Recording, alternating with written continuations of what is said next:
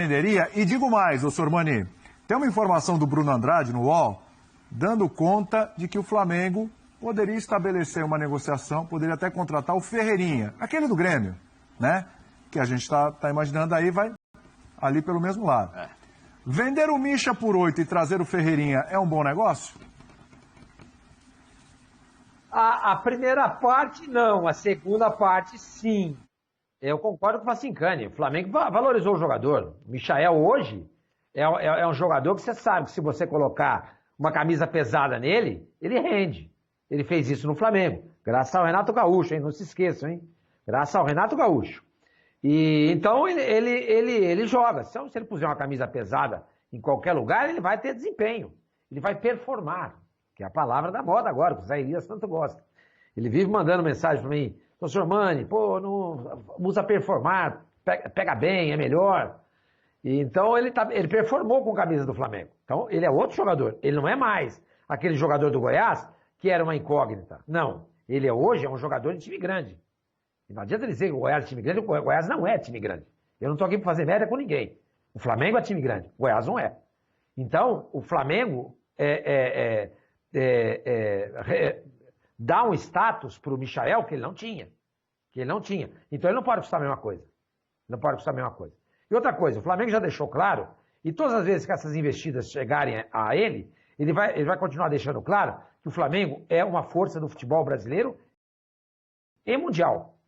Ele compra jogadores brasileiros que estão na Europa. Ele compra, não é que ele empresta e depois devolve. Ele comprou o Pedro, ele comprou o Thiago Maia, está querendo agora acertar aí com o Andrés Pereira. Então não tem tempo quente no Flamengo. Se não chegar com o que eu quero, não vai ter. Quer levar? Tudo bem. Não tem jogador inegociável. Até o Zico foi negociado um dia. Por que o Michael não vai ser? Pode, mas não por esses 8. Mas não por esses 8 milhões.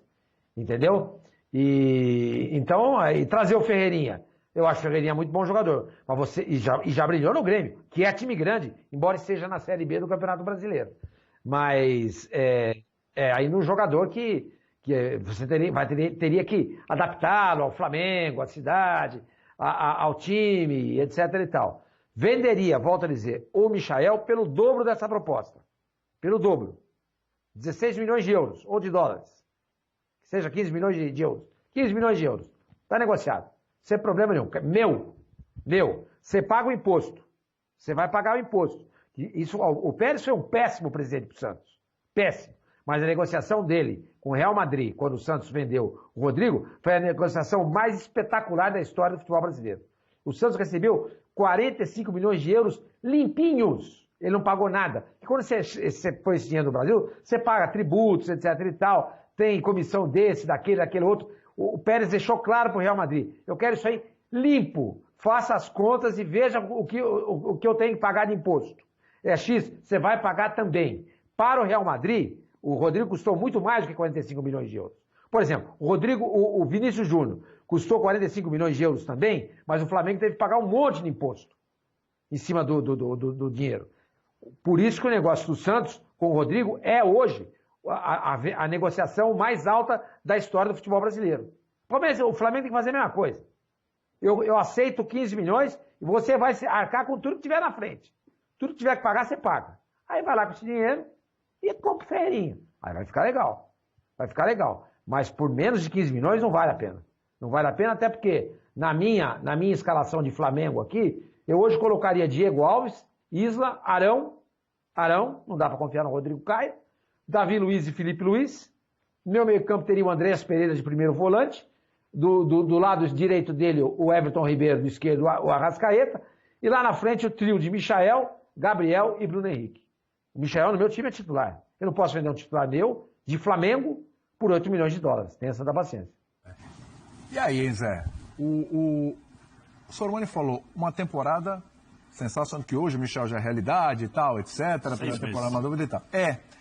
Eu te pergunto... Renato. Por isso que eu fiz aí então, Renato. É o suficiente para acreditar que esse ano vai ser a mesma coisa?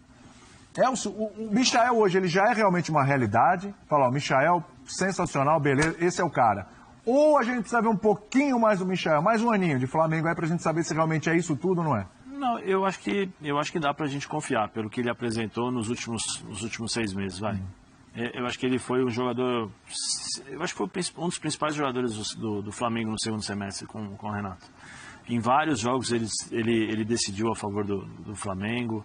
É um comportamento contra o Atlético Paranaense, acho que foi na primeira final, acho que a primeira, que foi 1-1.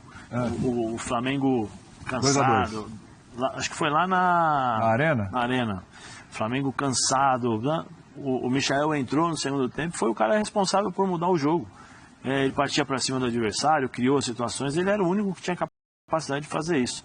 Então, assim, o grande problema, e o que eu vejo, volto a falar nisso, precisa ver como o Paulo Souza irá utilizá-lo. Isso para mim, é o fundamental. Quais são as funções? Diferente do Renato. O Renato, nós vimos que, taticamente, o Renato deixou a desejar em algumas ocasiões. O Paulo Souza não é o Renato, nesse sentido. Sim. Paulo Souza é um treinador europeu, tem a sua forma de trabalhar, tem quem quiser ir, pode assistir vários vídeos dele na internet, nos times onde ele trabalhou, ou seja, é uma forma diferente de trabalhar. Como o Michael irá se adaptar a isso? A minha curiosidade é essa. Se ele conseguir se adaptar e jogar o mesmo futebol, ótimo, beleza.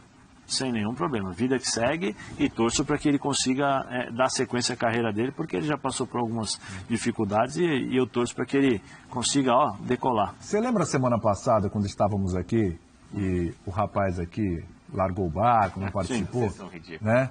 E você estava aqui e a gente colocou um trecho do que falou o Paulo Souza. E aí o Sormani... que eu vá pra lá que vocês estão Não, você pode ficar aqui, você pode ficar aqui. É que eu tenho que... Tô me sentindo constrangido. É que eu tenho que você falar... Você virou as costas, aí dizendo... É que eu tenho que falar com as... É que eu tenho que falar com as pessoas que trabalham aqui, que estão ali, né, todo dia, na labuta. Eu largo tudo, é isso. Eu, por exemplo, que não faço parte mais desse programa, eu tenho participado mais do que você, que faz parte do programa. Então eu tô aqui, entendeu? Isso, é mais ou menos Leila e Paulo Nobre, tá bom pra você? Nossa, isso é... Nossa, tá jogando limão no olho, gratuitamente. Aí o Sormani pulou da cadeira. Eu não entendi nada que esse cara falou, lembra? E você também não entendeu. Não, depois eu